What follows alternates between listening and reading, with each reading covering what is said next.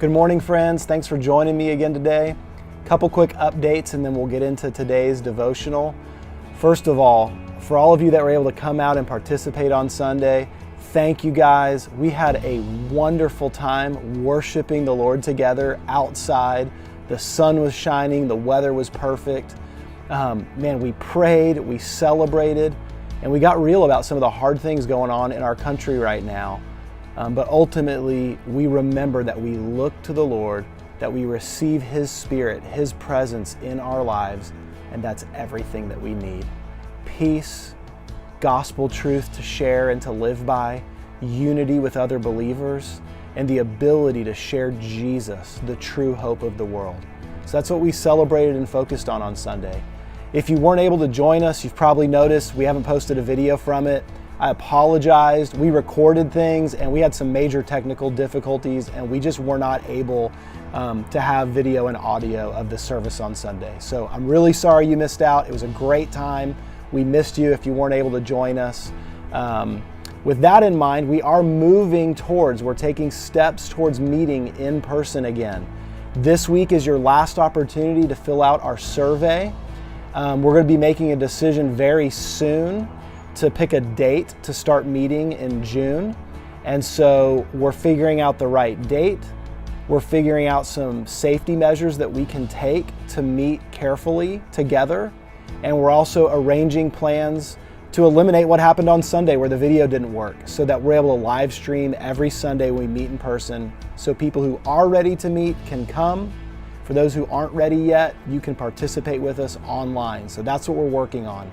This coming Sunday, June 7th, will be an online service as we've been doing at 10 a.m. And so we'll see you guys then. All right, so there's just some information to get out of the way. Now let's lean into our devotional time.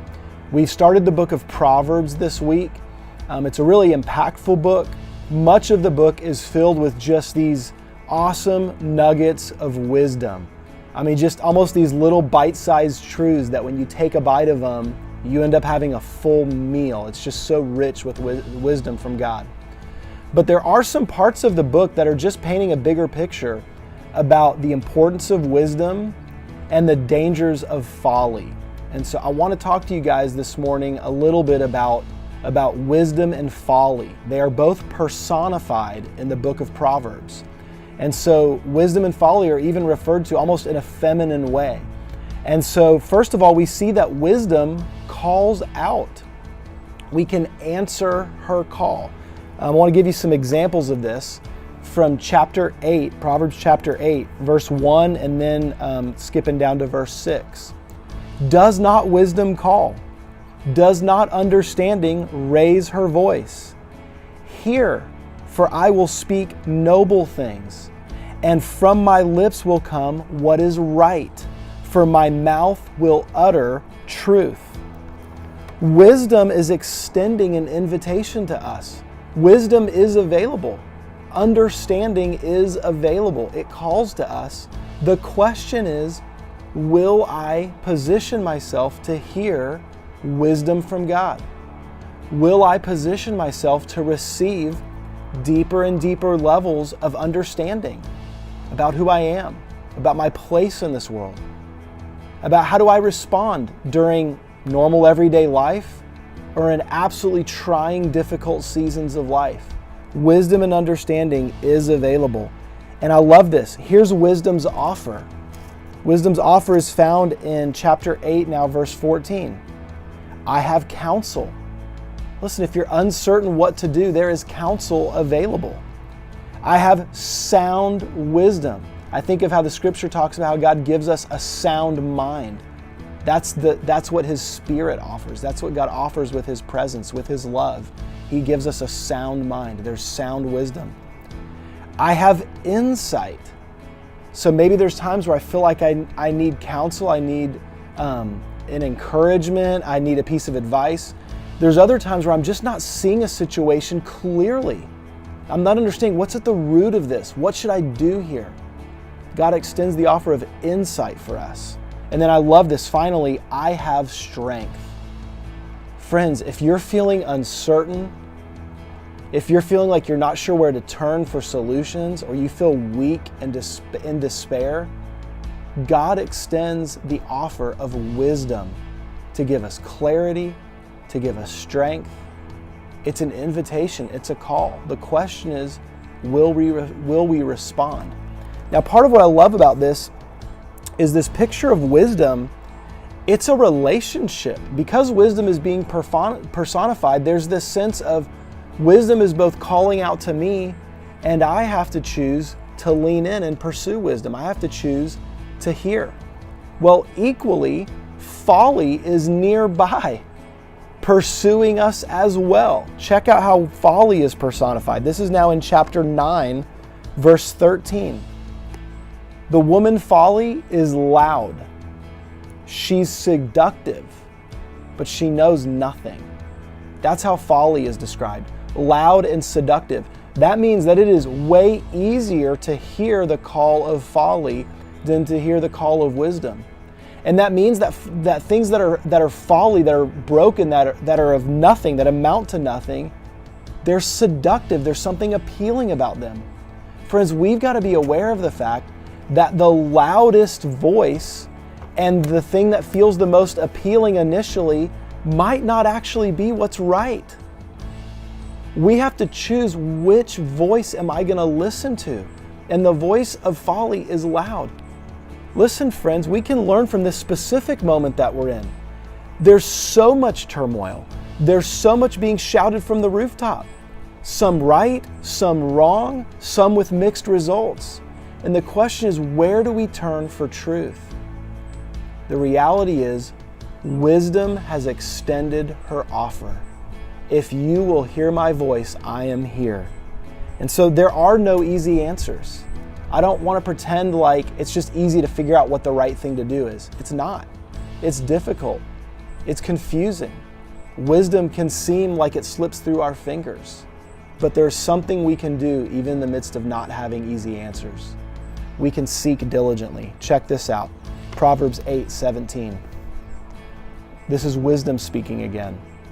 I love those who love me, and those who seek me diligently find me. We are actually invited by God into a loving pursuit with Him and with the wisdom that He offers. We can pursue in love, and we will receive love back. If we seek diligently, it can be found. And I love this. Following verse 17, we move down, and starting now in verse 22 through 31, there's this beautiful picture where wisdom is describing how wisdom has been around since the dawn of time.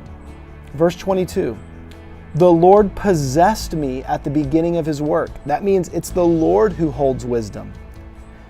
The Lord possessed me at the beginning of His work, the first of His acts of old. Ages ago I was set up, at the first, before the beginning of the earth. And then you go on down through verse 31, there's this description of all the ways that wisdom participated in the building of the earth. And friends, what struck me as I was reading through those verses, and I'd encourage you to do that on your own, read verses 22 through 31 of chapter 8. As I was reading them, I was reminded of what we were recently reading in the book of Job. After Job has expressed his frustration, his anguish, his questions, he's even saying, God, where are you? What do you have to say in all of this? And God begins to give His answer. God's answer in Job chapters 38 and 39 echoes what wisdom is describing here. God says to Job, where were you when I was founding the earth? Where were you when I was creating the heavens? When I was bringing up the waters from the depths? When I was setting the earth in its place? Where were you? Wisdom's answer here in Proverbs chapter 8 is, I was right there. God was operating in His wisdom to create the foundations of this earth. And guess what? I'm now here and available to help you. That's what God is offering us. There may be things beyond our understanding. There may be things that are difficult to grapple with, and there's a lot of distracting noises to tell me what I should think, what I should feel, how I should respond. But the truth is, God is extending wisdom to those who will diligently seek it.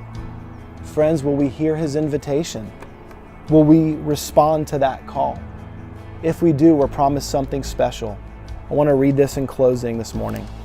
Chapter 3 now, verses 5 through 8. I know verse 5 and 6 especially are familiar to us, but I want to read all the way through verse 8. This is what happens. These are the results of us choosing to lean in and seek God for His wisdom and guidance. Proverbs chapter 3, verse 5. Trust in the Lord with all your heart. Do not lean on your own understanding. Friends, the pressure's off. I don't have to figure this out on my own. I can trust Him with my whole heart. Verse 6. In all your ways acknowledge Him, and He will make straight your paths. Be not wise in your own eyes. Fear the Lord and turn away from evil. And the results, verse 8. It will be healing to your flesh and refreshment to your bones. Friends, the healing and refreshment that we long for personally, the healing and refreshment that our nation needs right now, it's found in the wisdom of God. And it's a wisdom that is available when we seek Him and His presence. Wisdom isn't a list of ideas. Wisdom is personified. Wisdom is a God that we are to know and to walk with and to learn from. Will we hear His call, and will we diligently seek Him? If we do, He responds in love, and He brings healing and refreshment. All right, friends, I love you. I'm praying for you. I'm praying for our nation big time right now. I would encourage you, friends, in the midst of all the voices that we can listen to right now, first and foremost, let's lean in and hear what our God has to say to us. For my life today, what would He have me do right now? How would He have me act? How would He have me think and live? Let me pray and seek His face and learn wisdom from Him. All right, friends, I love you. Thanks for joining me today. We'll see you again soon.